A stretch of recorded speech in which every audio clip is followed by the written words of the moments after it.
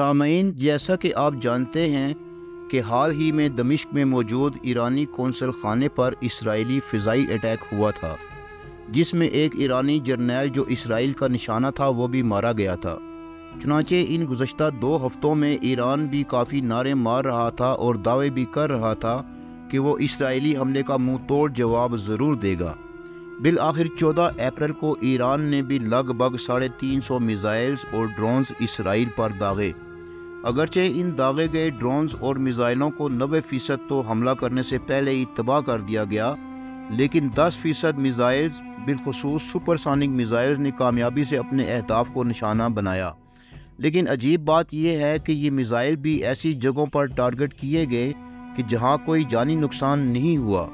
تاہم اسرائیل کے ایک فضائی بیس میں کھڑے 2 F-35 طیاروں کو معمولی نقصان پہنچا۔ جنگی ماہرین اس کی ایک وجہ یہ بھی بتاتے ہیں کہ یہ پری پلانڈ اٹیک تھا، یعنی ایران نے اسرائیل اور امریکہ کو بتا رکھا تھا کہ وہ اپنا بدلہ تو ضرور لے گا، لیکن ایران نے امریکہ کو ان مقامات کا بھی بتا دیا جہاں ٹارگٹ کرنا تھا، جو نہ تو پبلک مقامات تھے اور نہ سرکاری عمارات تھیں، اسی لیے کوئی جانی نقصان نہ ہوا۔ سامعین، پہلے ہمارے چینل کو سبسکرائب کریں اور بیل آئیکن بھی پریس کریں تاکہ آپ کو ہماری معلوماتی ویڈیوز ملتی رہیں۔ سامعین، اس اٹیک کے بعد بہرحال اسرائیل کا جو ایک بڑا نقصان ہوا ہے وہ یہ کہ امریکہ سے لایا گیا اسرائیلی ڈرون سسٹم اور دیگر 3 دفاعی نظام کہ جن کے بل بوتے پر اسرائیل یہ دعوے کرتا تھا کہ اسرائیل کے اندر حملہ آور ہونے کے لیے میزائل تو بڑے دور کی بات ہے، ایک مچھر بھی پر نہیں مار سکتا۔ لیکن ایرانی حملے کے بعد نہ صرف ایران بلکہ دیگر دنیا نے بھی اس ایرانی ٹیسٹ سے اسرائیلی دفاعی نظام کا اندازہ کر لیا ہے، جس میں کچھ نہ کچھ ایسی کمزوریاں ضرور موجود ہیں جو ہر 10 میں سے 1 میزائل ٹارگٹ پر لگتا ہے اور اسرائیل اسے نہیں روک سکتا۔ ایران نے یہ دیکھ لیا ہے کہ امریکہ، برطانیہ، فرانس، اردن اور اسرائیل کا اپنا ایئر ڈیفنس سسٹم، یہ سب مل کر اس حملے کو ناکام بنانے کے لیے انتہائی الرٹ تھے، لیکن یہ سب مل کر بھی اس حملے کو مکمل طور پر ناکام نہ کر سکے۔